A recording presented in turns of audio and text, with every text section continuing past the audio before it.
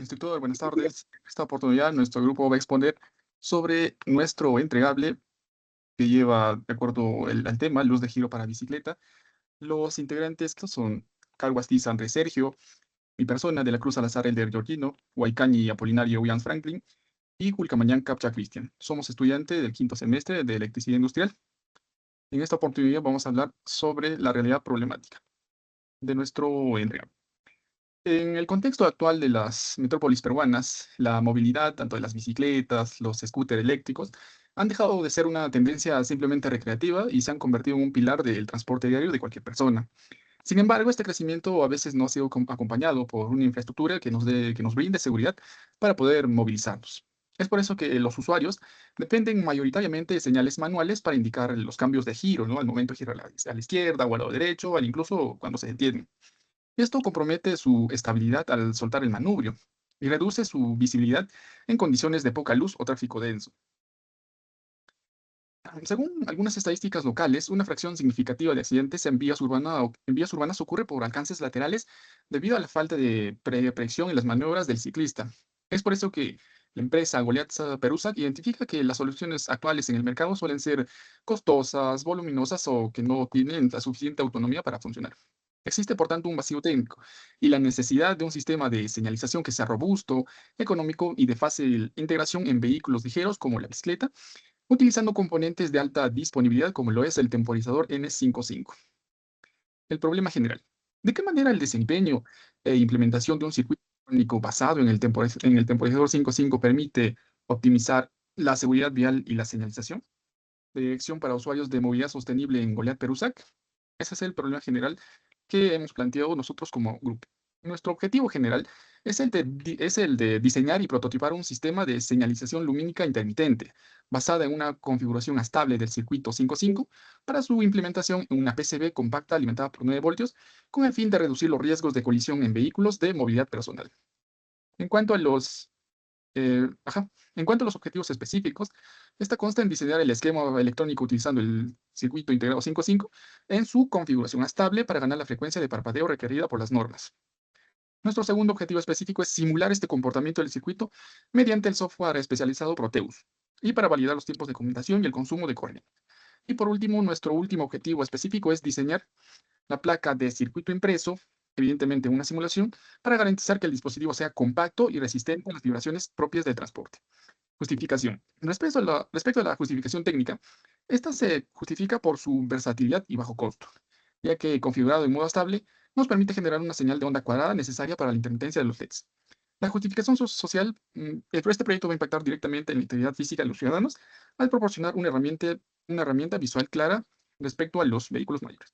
Y por último, la justificación económica, y no la menos importante, es que para Goliath Perusa, que el desarrollo de esta tecnología representa una ventaja competitiva respecto a otras empresas, ya que el uso de componentes estándar y componentes comerciales va a permitir un mantenimiento económico para el usuario y un margen de producción escalable para la empresa dentro del mercado nacional. A continuación, vamos a hablar sobre nuestro marco teórico y explicar cómo funciona cada componente. Doy el pase a mi siguiente compañero. Bueno, en el primer circuito que utilizamos es el circuito integrado NE555.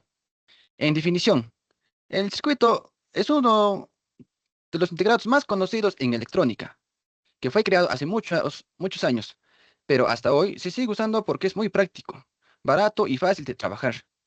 Básicamente sirve para poder controlar el tiempo dentro de un circuito. Puede generar pulsos, hacer que algo se enciende y apague automáticamente o producir señales repetitivas. Sus características. Puede trabajar con diferentes voltajes, aproximadamente de 4.5 voltios hasta 16 voltios. Tiene una salida potente de hasta 200 miliamperios. Puede generar señales rápidas hasta cientos de kilohertz. Y es muy resistente y confiable. Las partes del circuito integrado. Este circuito tiene 8 pines y cada uno cumple una función específica. El GND, o llamado también tierra, es el punto de referencia, donde va a entrar 0 voltios.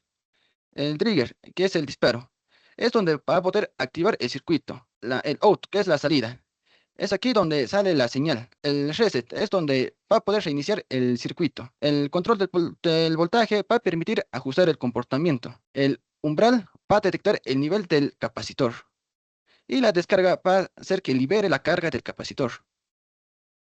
Y el voltaje de alimentación va a salir donde es la alimentación positiva, ya sea de 4.5 voltios a 16 voltios. Su estructura. Aunque parece pequeño, este circuito tiene varios componentes internos trabajando juntos. Tiene como comparadores que comparan voltajes, un flip-flop donde lleva una memoria básica, un transistor y resistencias internas. Todo esto permite que el circuito controle la carga y descarga de un capacitor, que es lo que genera los tiempos y señales. Su estructura. El 555 puede trabajar de diferentes maneras, que es el primero el multivibrador mono estable, que genera un solo pulso cuando se activa. Ya sea, un ejemplo puede ser en los temporizadores de luz. Luego está la otra manera, que es el astable, que genera una señal continua como parpadeo, donde nosotros podemos utilizar esto en nuestro trabajo final, ya que se va a tratar de luces intermitentes. Y también está el biestable, donde entra el flip-flop. Funciona como un interruptor, ya sea como encendido o apagado. Esto va generalmente en memorias básicas o control lógico. Sus aplicaciones. Este circuito aparece en muchos proyectos, ya sea en control de motores, en alarmas, luces intermitentes, proyectos con Arduinos y generadores de señales. Bueno, continuando con lo que es de la exposición, a mí me ha tocado lo que es el oscilador monoestable, donde nosotros podemos ver muchos, con lo que tiene 6 pines, ¿no? El oscilador monoestable es un circuito que tiene un solo estado. Estado cuando recibe una señal o cuando recibe una entrada, o sea, cuando damos un pulso, cambia lo que es el temporizador luego que vuelve al estado original, cuando que estos, ¿no? Donde que un solo pulso puede originar lo que es una señal, ¿no? Vamos, entonces, donde que la configuración principal del oscilador monostable, existe diferentes formas para, o sea, poder implementar un circuito monostable, ¿no? Utilizando principalmente para generar un solo pulso de salida cuando recibe una señal de activación mediante el circuito integrado del 5.5. O sea, es el circuito de configuración más común. Funciona generando un solo pulso cuando recibe una señal de activación, el trigger. Eso es una entrada donde que puede dar la señal de activación cuando damos un pulso, ¿no? El tiempo de pulso depende de una resistencia y o sea, depende de componentes o el condensador principalmente donde que nosotros podemos utilizar en lo que es en un circuito. Bueno, continuando con lo que es del monoestable, ¿no? O sea, con el transistores emplea, o sea, transistores de configuradores para producir un solo cambio de estado temporal cuando se activa el circuito regresando luego a su estado inicial. O sea, esto quiere decir cuando un circuito esté en estado temporal, o sea, el estado inicia, ¿no? Las compuertas lógicas utilizan compuertas con histéresis para generar un pulso limpio y estable. O sea, esta es una señal de que nosotros podemos dar una entrada ideal para eliminar ruidos eléctricos. La oscilación monoestable, o sea, este es un circuito monoestable, el osciloscopio nos muestra una señal, ¿no?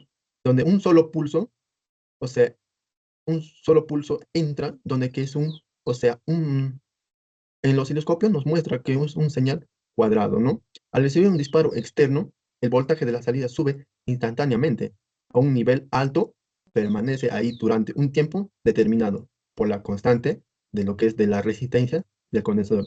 Una vez transcurrido este tiempo, o sea, la señal cae de nuevo, o sea, a su estado normal, ¿no? Donde que se establece, o sea, donde que recién inicia, donde que puede ser en cero. Vuelve a oscilar hasta que recibe un nuevo pulso, donde que podemos ver aquí la imagen, o sea, tiene una entrada y una salida, y tiene un pulso de activación y pulso de salida, y cada estos de este pulso de activación y pulso de salida tiene temporalmente, o sea, pues es en milisegundos, ¿no? Y pues lo vamos a estar viendo a continuación y ya de acuerdo. Bueno, aquí vemos lo que es el oscilador monostable, o sea, el circuito del monostable, ¿no? Donde que aquí nos da, o sea, el parámetro donde que nosotros podemos visualizar este circuito que genera un solo pulso cuando recibe una señal y luego vuelve a su estado inicial automáticamente, donde que aquí podemos visualizar cuando damos el pulso y se activa la luz, ¿no? Y dependiendo, ¿no? Puede ser una luz, una LED y de acuerdo, como nosotros lo hacemos en nuestro circuito, ¿no? Bueno, aquí donde que nosotros vemos lo que es oscilador monostable, la fórmula clave. O sea, ¿para qué nos puede servir esto? Para que podemos dar el tiempo, donde que aquí podemos darnos lo que es la resistencia y el condensador, ¿no? En el circuito del monostable, el análisis se centra en el tiempo de pulso generado y que solo produce una señal temporal ante un disparo.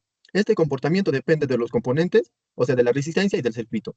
Donde que podemos aquí ver en la imagen, o sea, del circuito monostable del 5.5, es notable, ¿no? Donde que nosotros podemos dar lo que es el fórmula del, o sea, del tiempo de la salida, donde que nosotros podemos, ahí donde que nos puede mostrar es el 1.1, esa es la clave, o sea, es ya configurado donde que ya, o sea, nos da para que puede ser la fórmula de la o sea, del tiempo, o sea, de lo que es de los claves de la fórmula, ¿no? Y esos valores están, o sea, pues de acuerdo a que nosotros podemos activarlo.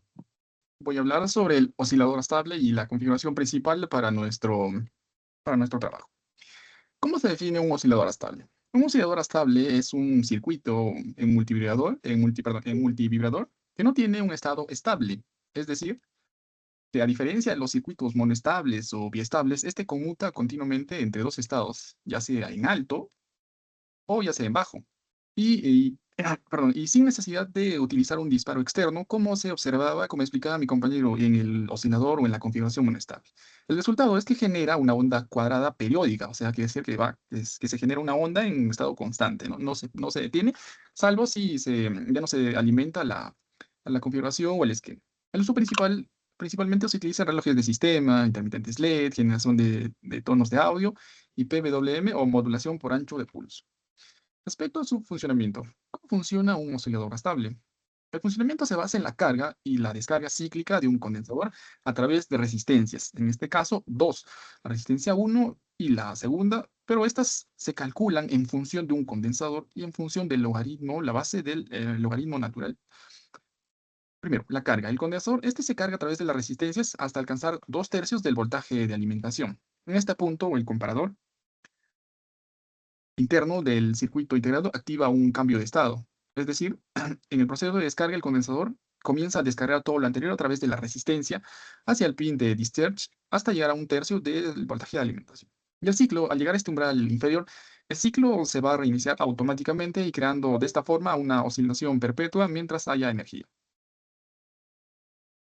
3. En respecto a las configuraciones comunes de un oscilador estable, existen diversas formas de implementar un estable, y siendo estas tres las más frecuentes. La primera en una configuración estándar 5.5, es decir, utiliza dos resistencias, la resistencia 1, la resistencia 2 y un condensador, ya que son calculadas en función de una fórmula. Más adelante vamos a dar a conocer cuál es esta fórmula. Es la más robusta, esta configuración es la más robusta y fácil de calcular. El segundo es el estable con transistores. Este se encarga, coloca o utiliza dos transistores acoplados por colectores y bases. Es una configuración clásica para la electrónica analógica. Y por último, los inversores Schmitt-Trigger. Esta utiliza una sola compuerta lógica, una resistencia y un condensador. Y es extremadamente simple, pero es menos precisa en comparación con las anteriores. ¿Qué quiere decir la dinámica del ciclo de trabajo? Pues esta se refiere a la relación entre el tiempo que la señal está en nivel alto, el periodo en high, frente al periodo total. La fórmula para calcular se refiere al tiempo en alta dividida sobre el tiempo total o el periodo total multiplicada por el 100%. La limitación se refiere a la configuración estándar del 5.5, es decir, el ciclo de trabajo siempre es mayor al 50%, ya que el tiempo de carga, la resistencia 1 más la resistencia 2, siempre es mayor al de la descarga. Es decir, que si calculamos que nuestra resistencia, si es que utilizamos un ciclo de trabajo menor a 50, nuestra resistencia nos va a dar como resultado negativo. Y pues no existen resistencias negativas, sobre todo en las comerciales. Modificación. Estas se pueden usar diodos en paralelo con resistencia 2 para lograr ciclos de trabajo del 50% o menores, ya sean útiles para controles de motores. Respecto a las restricciones técnicas de la resistencia, para que el oscilador sea estable y no dañe los componentes, se deben seguir estas reglas. El límite inferior de la resistencia 1 no debe ser demasiado pequeña, usualmente no menor a 1 kilo ohmio. Si la resistencia es muy baja, el pin de descarga puede absorber demasiada corriente y quemarse cuando el condensador esté descargando. El límite superior. Si las resistencias son excesivamente altas, las corrientes de fuga del condensador o las impedancias internas del circuito integrado pueden impedir que los umbrales de voltaje se alcancen correctamente, deteniendo de esta forma la oscilación. La precisión. Se recomienda el uso de resistencias de película metálica, ya que tienen 1% de tolerancia, para evitar derivas térmicas en la frecuencia. Las fórmulas clave para profundizar en el estudio del oscilador son las siguientes. Es imperativo analizar estas ecuaciones ya que gobiernan su comportamiento. Y además, es la configuración más analizada por los investigadores, los estudiosos, ya que está basada en el circuito integrado 5.5, precisamente el componente que vamos a utilizar en nuestro trabajo, debido a que nos permite un control preciso sobre la forma del onda. Como les decía, el tiempo en alto equivale al logaritmo natural de 2 multiplicado por la suma de ambas resistencias, multiplicado por un condensador. Es decir, que al momento de hallar estas, debemos contar ya con las dos variables. Pero ¿de dónde viene la resistencia B y el condensador? Para eso, antes vamos a calcular el tiempo en baja. Y esta se calcula multiplicando el logaritmo natural de 2 por la resistencia B por el condensador. Y también encontramos aquí una equivalencia, que el logaritmo natural de 2 es igual a 0.693 multiplicado por la resistencia en B por el condensador. Se sugiere que trabajemos con capacitores comerciales para solamente hallar la resistencia. Y así no complicarnos en la solución o la resolución de las otras variables, como la resistencia en A o la resistencia en B. La ecuación del periodo se refiere a la suma del tiempo en alta más tiempo en baja. O también puede ser la multiplicación, el resultado de la multiplicación de 0,693, equivalente al logaritmo natural de 2, multiplicado por la resistencia A más 2 veces la resistencia B por el condensador. El ciclo de trabajo, como ya veíamos antes, y también sus limitaciones, sus alcances, equivale al tiempo en alta sobre el periodo multiplicado por un 100%. Y la ecuación de la frecuencia viene a ser la inversa del periodo, 1 sobre el periodo. Bueno, voy a hablar sobre ahora el Proteus 8 Profesional, que es el software, ya sea que se aplique en una PC, una laptop. ¿Y qué es? Este programa es muy usado en electrónica para poder diseñar y probar circuitos sin necesidad de armarlos físicamente. Es como un laboratorio virtual, ya que se utiliza por varios técnicos o ingenieros para poder hallarlos. ¿Para qué sirve este software? Este software sirve para poder nosotros automatizar los modelos, ya sean matemáticos, donde se pueden comportar los componentes en la vida real. Esto significa que puede ver voltajes reales, se puede simular errores y poder analizar señales. Sus características, principalmente, tienen diferentes características, donde va a ir primero un entorno integrado, ya sea que puede ser esquemáticamente o hacer como un PCB, donde se puede compartir diferentes bases de datos. También acá también se puede simular virtualmente, ya sea con Arduinos, con el PIC, con el ARM o el ABR. Y aquí con esto se interactúan los componentes, ya sea analógicos y digitales, en tiempo real. Luego está el diseño profesional, donde acá podemos encontrar herramientas avanzadas para el diseño de placas, ya sea para poder nosotros hacer nuestro circuito impreso en las galletas que nosotros lo utilizamos presencialmente. Luego también tenemos la visualización en 3D, donde nosotros podemos verlo tridimensionalmente, nuestro proyecto que hacemos en este software. Y tiene una biblioteca amplia, donde se va a poder encontrar diferentes componentes, ya sea resistencias, capacitores, condensadores. También están las herramientas de medición, donde podemos encontrar podemos poner un voltímetro, un amperímetro, un osciloscopio, un analizador lógico, para poder nosotros ver si se adecua a nosotros, a lo que nos parece a nosotros si está bien o está mal para poderlo verificar. Su importancia. Acá no nos permiten ver los errores antes de construir. Puede ser que una resistencia está mal o algún componente electrónico que no es lo adecuado. También es un ahorro de dinero en materiales. Primero simularlo y luego llevarlo a lo práctico. Luego se aprende más rápido y también se prueba las ideas sin miedo, porque en la vida real podemos nosotros quemarlo o, o que algo pase con nuestro sistema de los componentes. Como les estaba diciendo, tienen acá sus componentes electrónicos, los básicos, que son las resistencias, los capacitores, inductores, que son las bobinas. También están los semiconductores, o si no, los electrónicos, un poco más de rango más fuerte, que son los diodos, los transistores y el circuito integrado como el 555. También tenemos a los circuitos integrados, los amplificadores, las lógicas digitales y entre otros también podemos encontrar los que son motores, sensores, relés y otras cosas más. Tenemos también los tipos de circuitos que se puede hacer.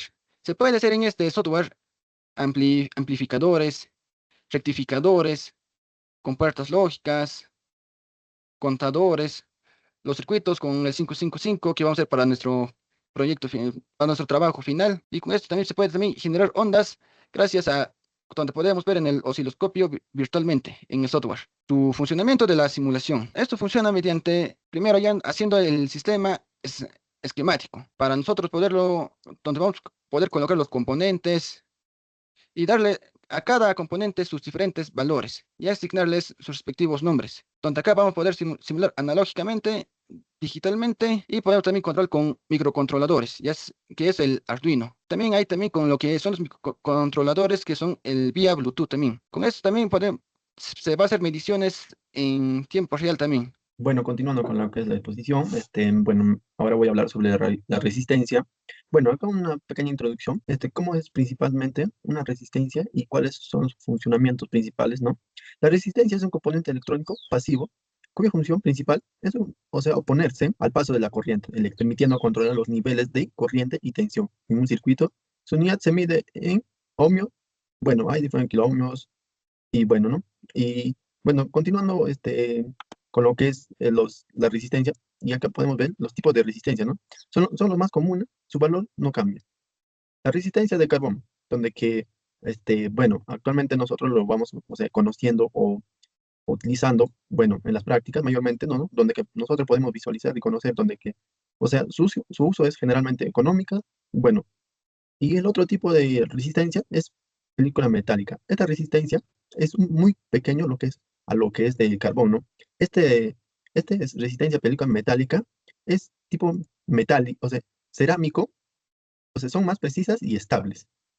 Y la resistencia bobinado, son soportan, o sea, alta potencia, donde que, o sea, más potencia, o sea, no podemos utilizar lo que es el carbón o cerámico, pero lo que podemos utilizar son los bobinados, ¿no? Y donde que nos indica, donde que esta resistencia nos soporta alta potencia, ¿no? Bueno, la resistencia, el funcionamiento de la resistencia. En la práctica, la resistencia se utiliza para limitar la corriente y dividir el voltaje, ¿no? Y para proteger componentes electrónicas, por ejemplo, al conectar un LED, es necesario usar, o sea, la resistencia para evitar que pase demasiada corriente y dañe, ¿no? Lo que es al componente, puede ser a un LED. En conclusión, la resistencia es un elemento fundamental en la electrónica, ya que permite controlar la energía eléctrica y garantizar el buen funcionamiento de los circuitos, donde que aquí podemos ver, o sea, el funcionamiento real de un LED, de una resistencia, donde que pueda, o sea, mucho aporta lo que es para o sea, lo que es la electrónica, ¿no? Donde que aquí podemos ver, o sea, pasa 300 ohmios, bueno, y esto con 9 voltios y puede aguantar lo que es un LED, ¿no? Igual aquí en la otra imagen, ¿no? Donde que podemos ver, o sea, de 220 ohmios y 330 ohmios, ¿no? Donde que este LED, o sea, puede aguantar y puede soportar lo que es, o sea, lo que es al 9 voltios, o sea, puede, o sea, la corriente, o sea, es demasiado, pero en este caso donde que el LED es, o sea, no se puede dañar y se permanece normal y sin que este componente no se puede dañarse, ¿no? Y bueno, aquí podemos ver lo que es la resistencia, los cálculos, ¿no? De la resistencia. Un ejemplo, ¿no? Por ejemplo, aquí hay la banda amarilla, donde que es de 4, ¿no? Y la banda 2 es de, o sea, es de color morado, 7, y donde que el multiplicador es donde que es la resistencia, por ejemplo, ¿no? Aquí es en el naranjado, ¿no? De más de 10 kiloohmios, donde que aquí nos salen más de 47.000 ohmios, y donde que esto es para poder, por ejemplo, un ejemplo, ¿no? Donde que aquí podemos hacer, o sea, el color marrón, que es 3 y el color azul es 6 y donde que, o sea, podemos multiplicarle por lo que es o sea, por el rojo, ¿no? Por el 100 ohmios. Y donde que nosotros nos da un resultado de 1.600. Y así se puede verificar, o sea, los componentes, o sea, podemos calcular la resistencia y poder analizar cuánto es el ohmiaje de cada resistencia. Continuando con la exposición, voy a dar a conocer la definición del condensador o capacitor. Ya. Este es un dispositivo pasivo que almacena energía en forma de campo eléctrico. Este componente es diferente a las resistencias o inductores, no disipa energía de manera significativa y solo lo almacena. Este componente es fundamental para cualquier circuito que requiera almacenamiento temporal de energía.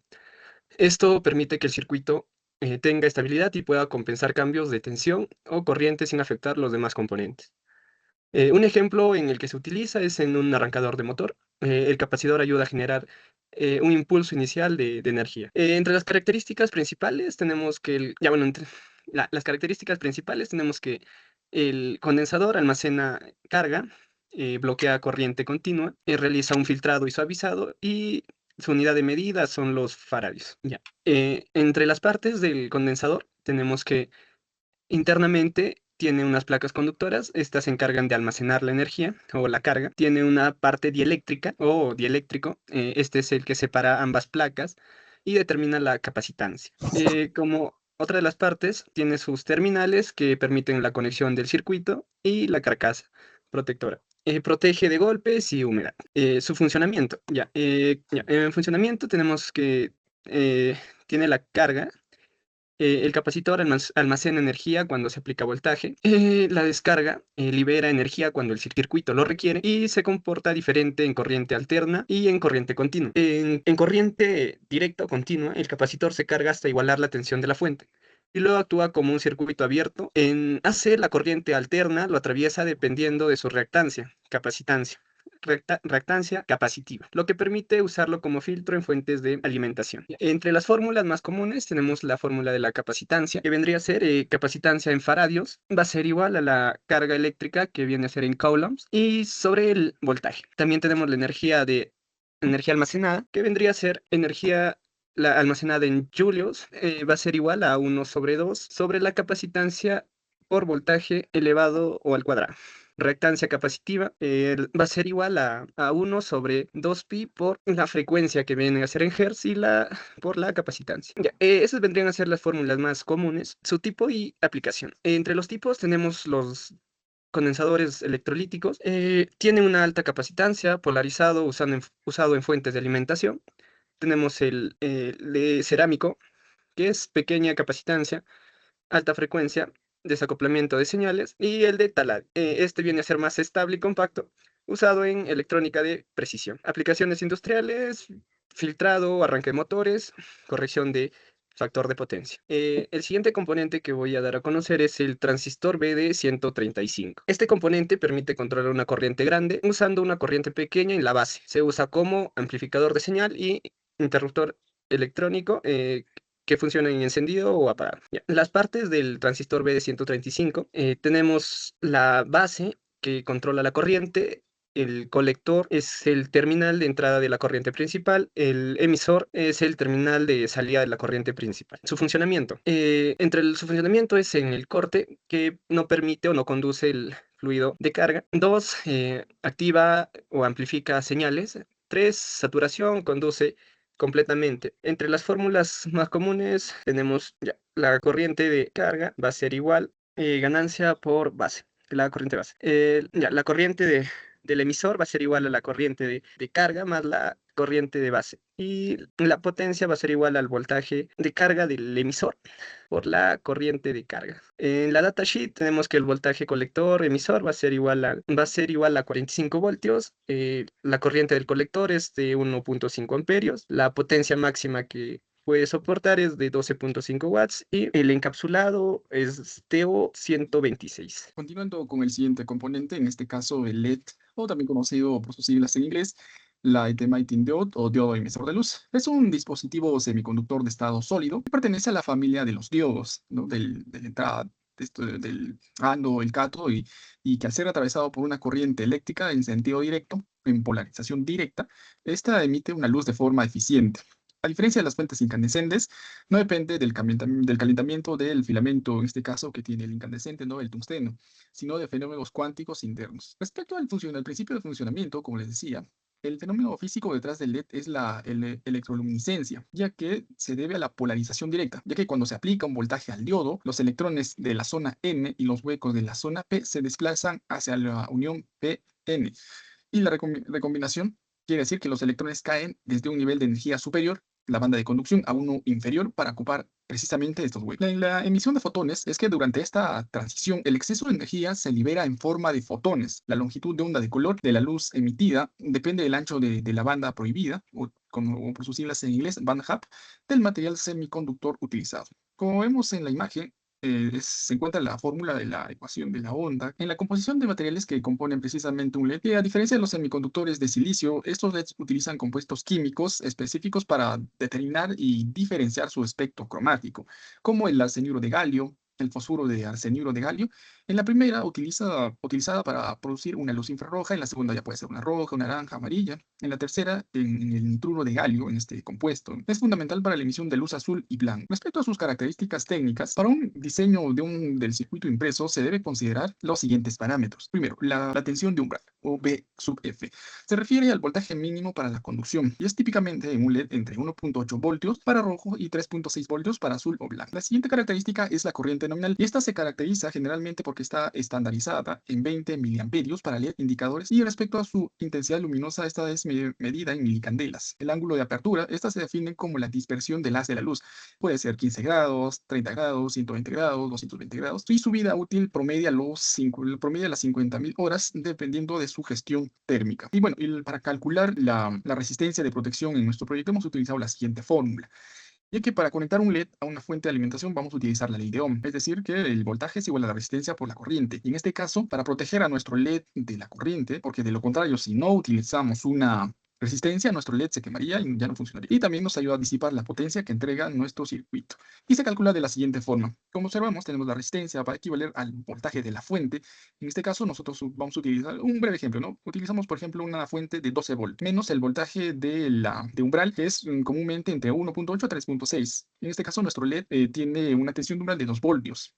Y nuestra corriente siempre va a ser 20 miliamperios de acuerdo al LED que usamos. Así que restando 12 menos 2, 10 dividido entre la corriente de nuestro LED, nos daría un resultado de 10 entre 20, una resistencia de 500, aproximadamente 500 ohms. Respecto a las ventajas operativas y limitaciones técnicas del LED, estos LED destacan por su alta eficiencia energética. Primero veamos sus ventajas. Posee una eficiencia energética alta, ya que tiene una mínima disipación de calor por efecto Joule, una respuesta instantánea, tiempo de encendido, porque el tiempo de encendido y el tiempo de apagado es en nanosegundos, es al instante, es veloz. La robustez mecánica también, ya que al ser dispositivos de estado sólido sin filamentos ni gas, resisten a los golpes y a las vibraciones.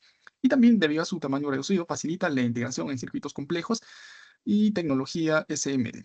Respecto a sus limitaciones, posee una sensibilidad térmica. También depende de la polaridad, ya que si son conectados, conectados inversamente, no prende. Al ser, evidentemente, dispositivos unidireccionales, ya que una polarización inversa puede destruir también el componente.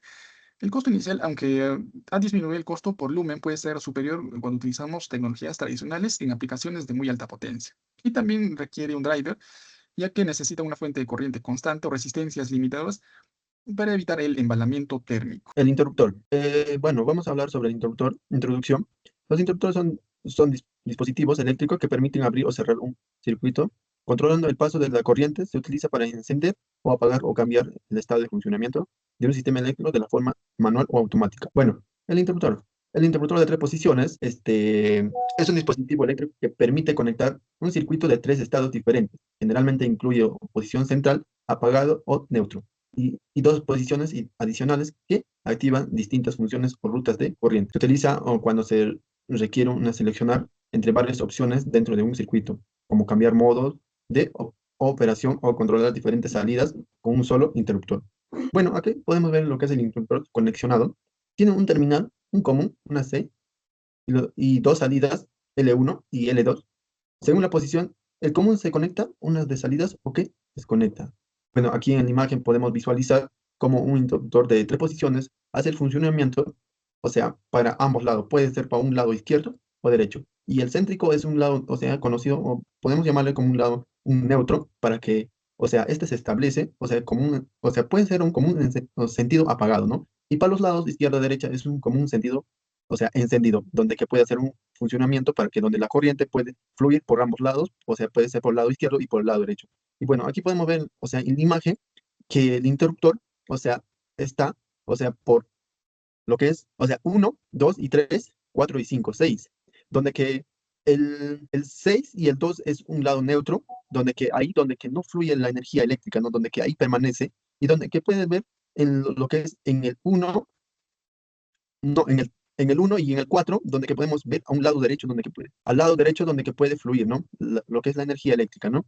Y, o sea, permite el paso de la corriente. Y al lado izquierdo donde que podemos visualizar lo que es el 3 y el 6 donde que puede, o sea, fluir para ese, o sea, para el contrario, puede ser para la izquierda, donde que puede fluir la corriente eléctrica. Y bueno, esos son los que el interruptor de tres posiciones hace su funcionamiento correcto en un circuito donde que más adelante vamos a ver cómo es su funcionamiento correctamente en un circuito. Bueno, y aquí tenemos, o sea, interruptor, la importancia del uso de interruptor de tres posiciones en un circuito eléctrico. En conclusión, el interruptor de tres posiciones es componente clave, permite un mayor control dentro de los circuitos eléctricos, facilitando la selección entre diferentes estados de funcionamiento.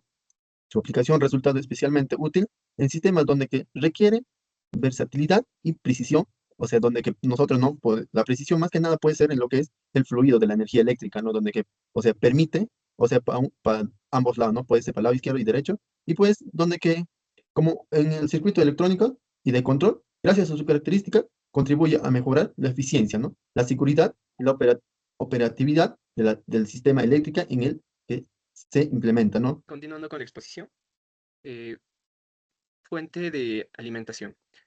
Este es un dispositivo que convierte energía eléctrica en una forma adecuada para alimentar un circuito. Esta fuente convierte la energía o la corriente alterna a corriente directa y regula el voltaje de salida. Sin una fuente de alimentación adecuada, ningún componente electrónico funcionaría correctamente. En la industria, una fuente inestable puede dañar motores, relés y sistemas de control. Partes de la fuente de alimentación. Como una de las partes tenemos el transformador. Esta reduce o aumenta el voltaje en corriente alterna. También está la parte de rectificación. Esta convierte la corriente alterna a corriente directa.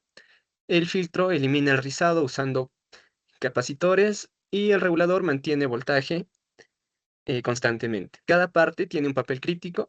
Un ejemplo, si digamos que el filtro fallara, el rizado puede dañar los transistores o circuito de control. Funcionamiento. El transformador adapta la tensión de red. Luego los diodos rectificadores permiten que la corriente solo fluya en una sola dirección. Posteriormente, los capacitores filtran las fluctuaciones y finalmente el regulador asegura una salida estable. Ya, entre las fórmulas tenemos la de potencia, que viene a ser el PBI, que otra de las fórmulas tenemos la fórmula de la eficiencia. Ya, bien, esto viene a ser que la eficiencia es una medida del rendimiento de un sistema, representa la relación entre la potencia de salida y la potencia de entrada.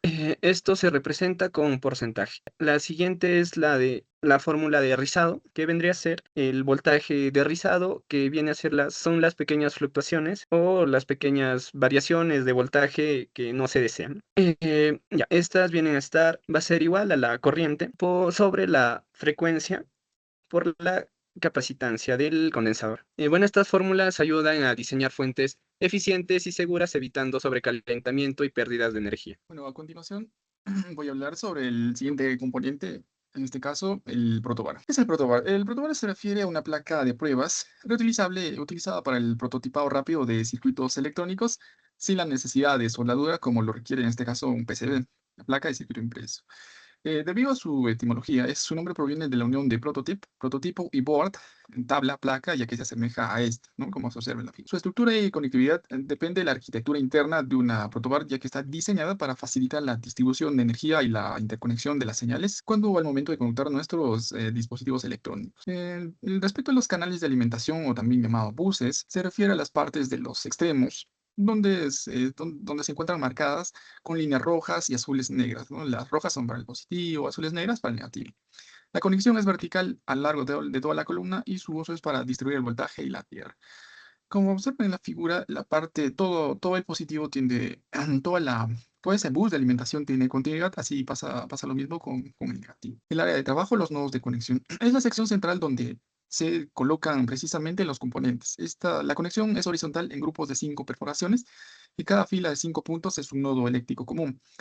ya que es la hendidura central que separa, el canal central es la hendidura central que separa precisamente estas dos columnas de nodos, y su ancho está estandarizado para permitir la inserción de circuitos integrados como el que vamos a utilizar, resistencias, capacitores, transistores, tiristores, diodos, LEDs, y que lo que presenta es que van a estar aislados los pines de un lado respecto al otro. Como se observa en la imagen, tienen 5 columnas, tienen continuidad, pero respecto solo a la columna 1, 2, 3, y así cada columna tiene continuidad, pero en la parte del medio o el canal central precisamente rompe esta continuidad, o mejor dicho de otra forma, separa esta conexión para darle mayor facilidad al momento de conectar los componentes o de trasladarlos, ya que también como existen dos buses de alimentación, nos permiten conectar de un extremo al otro, ¿no? Yendo de forma horizontal. Especificaciones y las limitaciones de un protobar. Para un uso seguro y eficiente es crucial conocer sus parámetros de operación. Respecto a su material, está hecho de plástico de alta resistencia con clips de contacto de aleación de fósforo y bronce. Es compatible, tiene compatibilidad de cable con el calibre 22 AWG o 0.6 milímetros de diámetro, ideal para no dañar los clips internos, ya que son sensibles, hay que tener cuidado al momento de conectarlos, ya que si no, de lo contrario, se podrían dañar y ya no presentar la continuidad que normalmente tienen. Respecto a su vida útil, esta data de aproximadamente de 10.000 inserciones por punto de contacto. Sus limitaciones técnicas, perdón, la corriente máxima que pueden soportar es de 1 amperio. Si superan este valor, puede incluso derretir el plástico debido al calor generada por la resistencia de contacto. El voltaje no se recomienda usar voltajes superiores a 25 o 50 voltios por riesgos de arco eléctrico o fallos de aislamiento. Y la frecuencia es inadecuado trabajar en circuitos de alta frecuencia o superiores a 10 o 20 MHz, ya que las láminas metálicas internas llegan a actuar como pequeños condensadores y esto genera ruido e interferencias en señales rápidas. Y su resistencia de contacto se refiere que al no haber soldadura, existe una pequeña resistencia, aproximadamente 5 a 30 miliohms, que puede afectar circuitos de extrema precisión. Un PCB, ¿qué es un PCB? O también conocido como una placa de circuito impreso, por sus siglas en inglés, Printed Circuit Board. Se refiere que es una base física no conductora que conecta precisamente componentes electrónicos mediante pistas de material conductor generalmente grabadas en su superficie. Como se observa en la imagen, aquí existen pistas. Estas partes son los orificios donde se van a conectar los componentes, ¿no? El transistor, el circuito 5.5, los LEDs, las resistencias, capacitores, etc. Y se debe a su función dual, ya que provee un soporte mecánico precisamente estos componentes y asegura la interconexión eléctrica sin la necesidad de usar cables voluminosos, ya que estas están soportadas por el diseño de las pistas. Su evolución es un bloque fundamental de casi cualquier dispositivo moderno, desde un control remoto hasta una computadora. Su estructura y su composición material responden a las siguientes 4 partes. Posee un sustrato, también llamado núcleo, generalmente de fibra de vidrio reforzado con resina epoxi, y esto proporciona rigidez y aislamiento eléctrico. La siguiente composición que tiene es que está cubierta de capa de cobre, una lámina delgada de cobre sobre el sustrato, y precisamente es aquí donde se van a grabar las pistas, en el sustrato, en la capa de cobre. En la 3, la máscara de soldadura o solder mask es la capa de polímero, usualmente verde, también puede ser de otro color, y que protege al cobre de la oxidación y evita puentes de soldaduras accidentales. Eso también podemos usarlo con tierra, ¿no? Y el último se refiere a la serigrafía, o también llamado silk screen. Es una capa de tinta generalmente blanca que imprime las letras, el nombre de los componentes, que nos permita identificar a las conexiones que vamos a hacer, ¿no? El nombre de esto, ¿no? De la resistencia, podemos poner, como se observa aquí, aquí hay ciertas partes blancas y estas son precisamente el nombre de los componentes, ¿no? Para poder visualizar y identificarlos más rápido al momento de su posterior conexión. Se clasifican según su complejidad. Estos se clasifican así debido a su arquitectura física, ya que pueden ser sencilla, doble cara o multicapa. En la primera, los componentes están de un lado, solamente uno, y las pistas del otro, en el anverso, ya que son ideales para dispositivos de bajo costo, juguetes o fuentes simples. El de doble cara, esta tiene cobre en ambas caras y se conectan mediante vías o también llamados agujeros metalizados. Y por último, la multicapa. Estas contienen capas internas de cobre con material aislante y pueden tener desde 4 hasta más de 50 capas y son obligatorias en la construcción de smartphones, laptops, debido a la densidad de sus. El proceso de su diseño y su fabricación responde al flujo de trabajo, ya que es crucial para asegurar que el hardware funcione al primer intento. La fase de diseño se refiere al esquemático, ya que se dibuja el diagrama lógico de las conexiones. En este caso, lo realizamos mediante un programa, en este caso puede ser Proteus, Multisim o distintas software para crear. En el layout o el diseño de la placa, aquí se definen las dimensiones y se colocan los componentes y se trazan las pistas físicas. Y en la parte 3, la verificación. El software realiza un design rule check para asegurar que no haya cortocircuitos o que las pistas sean muy delgadas. Y también se construyen en función de su disipación térmica, ya que debemos colocar estratégicamente los planos de cobre para gestionar el calor generado por los componentes activos. La otra parte es la tierra, también conocido como ground o masa.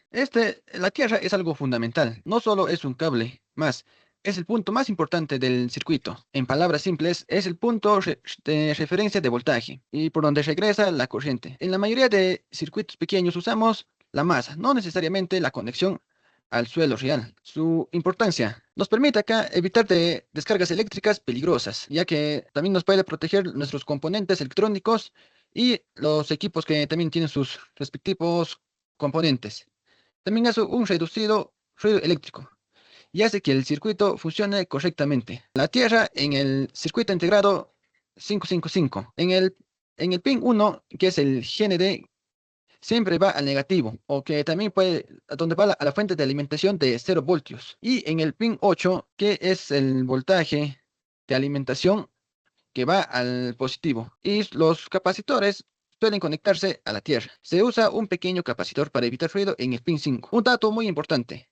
Nunca hay que conectar la tierra con resistencia porque puede causar fallas o sobrecalentamiento. Cálculos para la configuración estable del NE555. Para ello nos da el tiempo, la condición que el tiempo de alta tiene que ser igual al tiempo de baja, donde la frecuencia va a ser igual al epsilon elevado al 1, donde epsilon va a valer como dato de 2.7182. El tiempo va a ser igual al tiempo de alta más el tiempo de baja. Luego reemplazando, el tiempo va a ser 1 sobre la frecuencia. Y como la frecuencia es igual al epsilon elevado a la 1, reemplazamos y donde nos sale el tiempo de 0.3673. Por lo tanto, tenemos los dos tiempos, tanto en alta y en baja. En alta, que es de 0.1871, y el tiempo de baja en 0.1802. Cálculo para... Luego tenemos la condición, como nos dice la condición que el tiempo de alta y el tiempo de baja son iguales, vamos a calcular la resistencia 2, para luego poder con esta resistencia 2 sacar la resistencia 1. Para ello tenemos nuestro tiempo de baja, que va a ser igual a 0.696,093 por la resistencia 2 por el condensador, donde el condensador utilizamos el de 10 microfaradios. Luego, reemplazando con el tiempo de baja y los siguientes datos del condensador, tenemos el resultado de la resistencia 2, que es de 26 kiloohmios. Con este dato nos pasamos a calcular la resistencia 1, donde la fórmula nos dice que el tiempo de alta es igual al 0.693 por la resistencia 2 más la resistencia 1 por el condensador. Como les dije antes, el condensador trabajamos con el 10 microfaradios. Reemplazando todos los datos para poder hallar la resistencia 1, nos da el resultado de 1 kiloohmio. Y para nosotros validar nuestro cálculo en el circuito integral 55, utilizamos el aplicativo que es el DigiKey, donde ponemos nuestros valores, que la resistencia ha valido nuestro 1 kiloohmio y la resistencia de 26 kiloohmios. Nuestro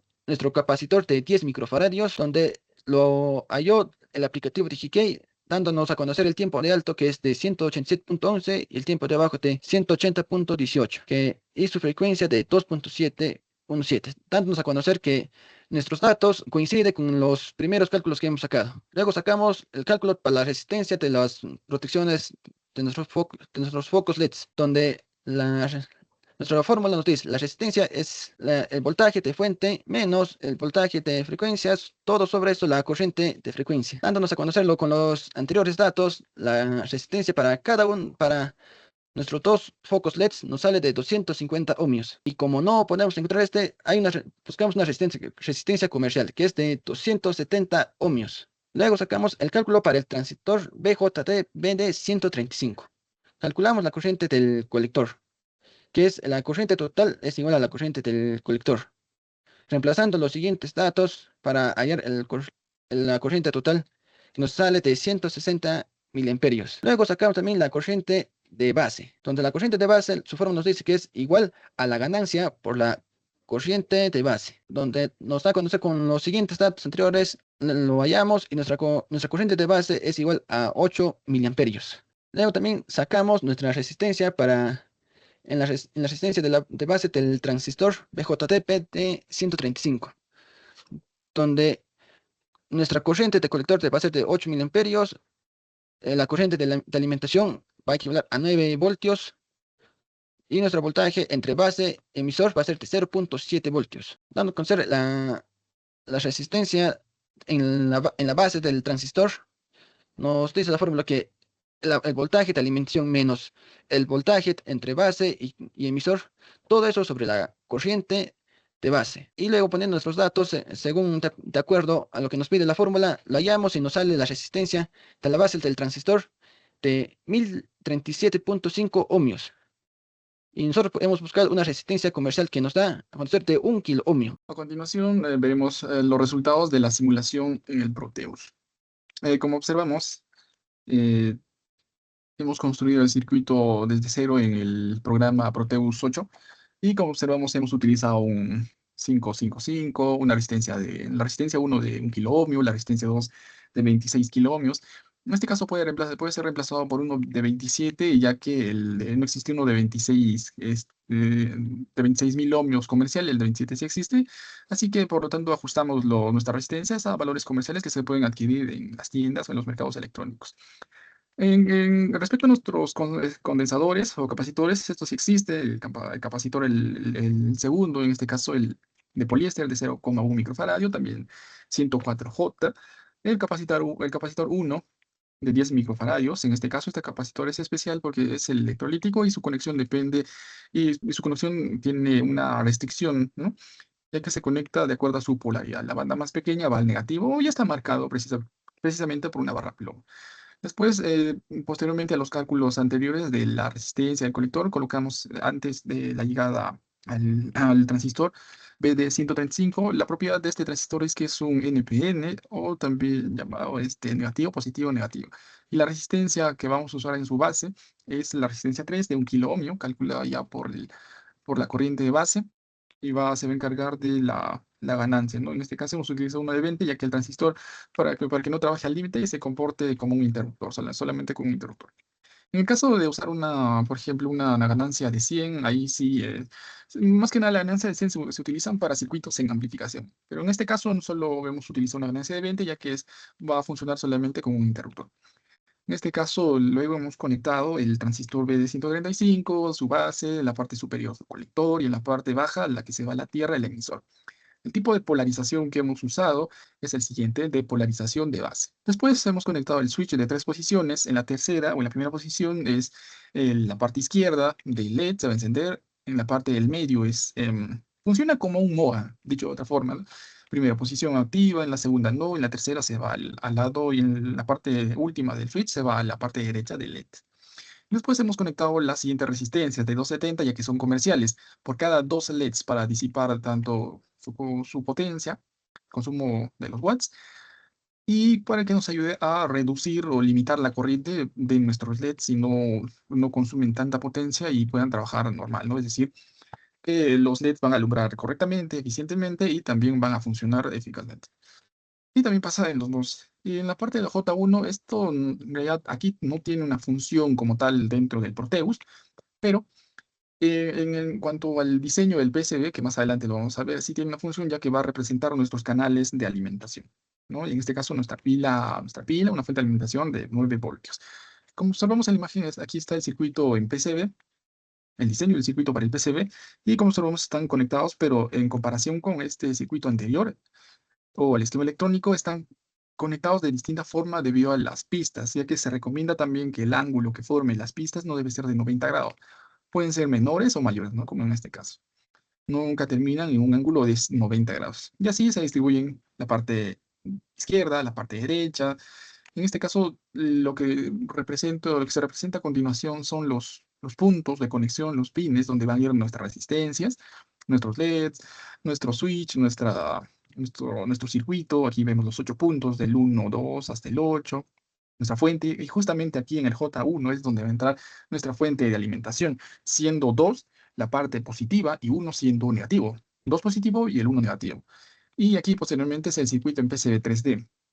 Y aquí, como observamos, se ve la disposición de la parte izquierda, la parte derecha. En la parte trasera se observan sus resistencias de 270. Aquí observamos la fuente de alimentación, donde se va a conectar el 555, el capacitor electrolítico, el capacitor de poliéster.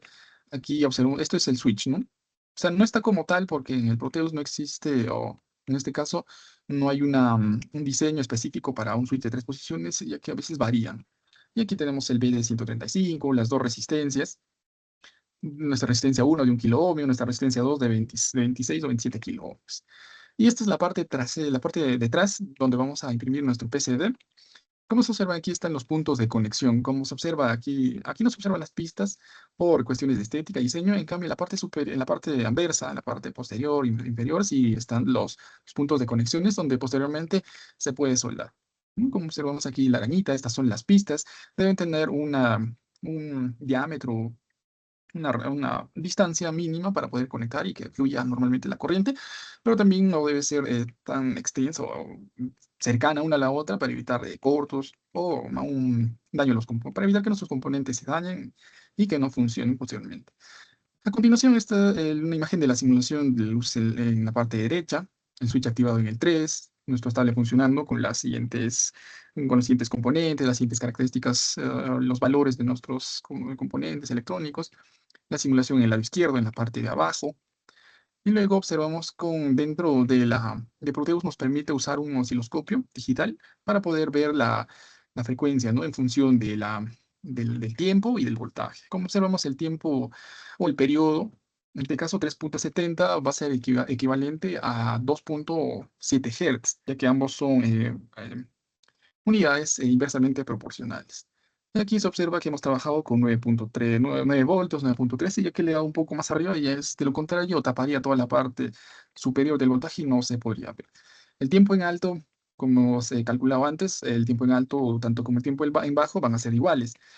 De aquí, como observamos, es 186 milisegundos o 0.18 segundos. Y el voltaje también va a 9 voltios, ya que está en alta, es decir, está encendido, está en 1, ¿no? Y en 1, en este caso, va a representar 9 voltios. En 0 va a representar apagado o bajo, y es un valor de 0 voltios, 250 milivoltios, casi un valor nulo o casi mínimo, ¿no? Ya que no envía señal.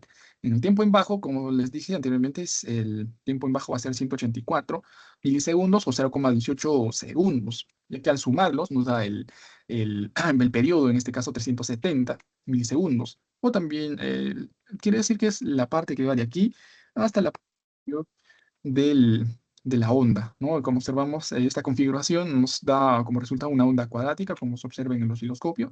Y de esta forma comprobamos que nuestro periodo se acerca lo más posible al valor calculado, y también nuestro tiempo en alto. Recordemos que nuestro tiempo en alto debe ser superior a nuestro tiempo en bajo, y 186 milisegundos es mayor que 184 milisegundos. Ahora sí, voy a compartir la simulación para que podamos comprobar todo la simulación. Se observa, aquí está mi simulación, creada por nuestro grupo.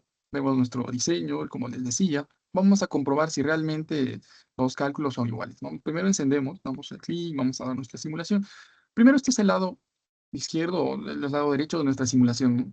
Se prende y apaga en el mismo tiempo, ¿no? Dado que nuestra condición era que nuestro tiempo en alta debe ser igual a nuestro tiempo en baja. Cuando switchamos al medio, nuestro interruptor apaga, es decir, no va a la izquierda, nos damos un tiempo, ya que casi funciona como un modo. Aquí vemos nuestro encendido apagado constantemente de la configuración estable, y en la parte de abajo pasa lo mismo que en la parte de arriba, ¿no?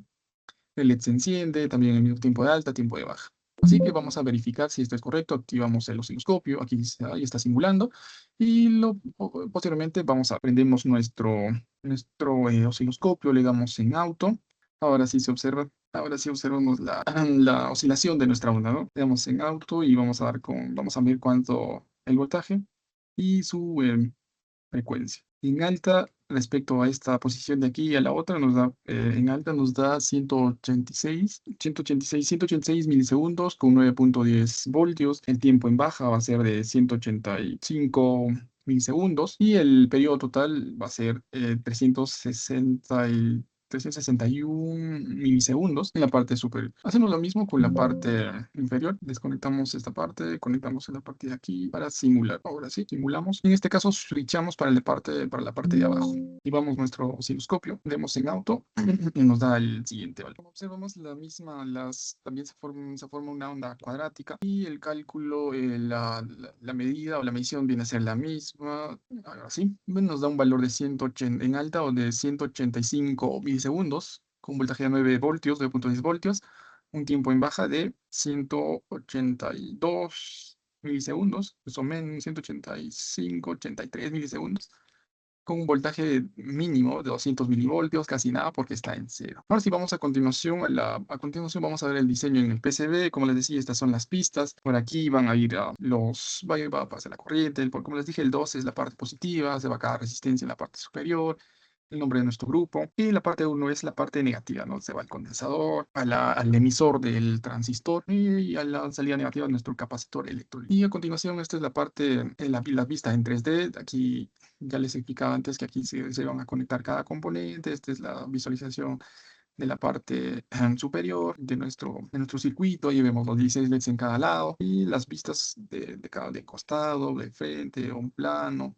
Y esto nos permite la simulación en el programa Proteus. Así es, así termina nuestra breve demostración de la simulación en físico. Coinciden nuestros valores, tanto en la oscilación, el tiempo en alto, responde también a una configuración estable, y nuestra onda nos sale en forma cuadrática, y el tiempo en alta coinciden, claro, porque aunque hay una leve diferencia en el tiempo baja, es levemente menor, pero son casi similares, ¿no? Ya que nuestra condición era que nuestro tiempo en A debe ser igual a nuestro tiempo en B para poder validar nuestro circuito. Ahora sí, a continuación vamos a hablar sobre la simulación en física. Mi compañero les va a explicar cómo funciona. Bueno, continuando con lo que es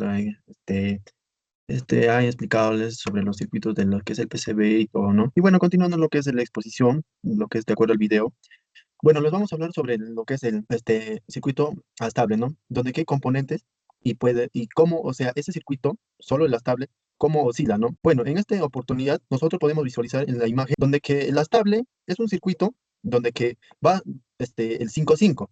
¿Y cuál es el que hace el trabajo ahí? Es lo que es de los componentes. Pues podemos visualizar en que en el estable están las resistencias.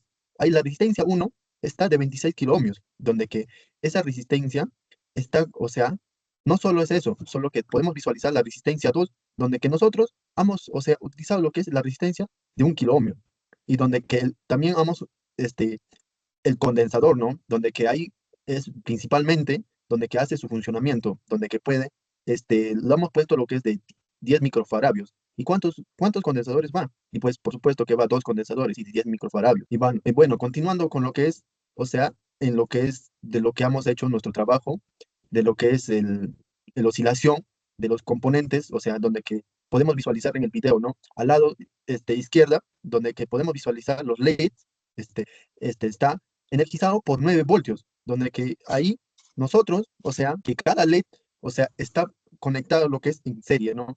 Donde que ahí, donde que podemos ver que los LED, o sea, por lo tanto, o sea, que cada LED está en serie, por lo tanto se suman, ¿no? Los voltajes. Y pues, de acuerdo a eso, nosotros le hemos colocado lo que es la resistencia de 250 ohmios para cada, o sea, para 2 LEDs, o sea, que están conectados en serie. Y bueno, eso es lo que es de acuerdo a lo que es la simulación en un lado derecho. Y eso es principalmente para los lados izquierdos, donde aquí podemos visualizar, ¿no? Los LEDs, ¿no? Y bueno, ahí también le hemos colocado una resistencia donde que va acumulado para una sola con lo que es el transistor BJT de 135. Este transistor BJT de 135, ¿qué hace, no? O sea, también sirve como como un controlador o sea, de conexión o que señalas eléctricas, ¿no? O sea, que principalmente amplía las señales eléctricas, ¿no? Mejor dicho. Entonces, donde que ahí nosotros podemos ver lo que es también lo que es de acuerdo a eso, lo hemos colocado la resistencia 3, y ahí es donde que va una resistencia de 1K. Y bueno, y paso a eso, lo hemos colocado de acuerdo a eso, lo que es o sea, un interruptor de 3 posiciones. ¿Y cuál es ese interruptor de 3 posiciones? ¿Qué hace, no? Este interruptor de 3 posiciones es para que puede, o sea, generar la corriente para un lado y para el lado, o sea, para un lado derecho y para el lado izquierdo. Y pues de acuerdo a eso, puede que, o sea, de acuerdo a todos los componentes, el que hace el principal es o sea, el interruptor de 3 posiciones hace que funcione para ambos lados, ¿no? Entonces, de acuerdo a todo, también tenemos lo que es podemos visualizar, ya lo mencionó mi compañero, o sea, en el oscilador, ¿no?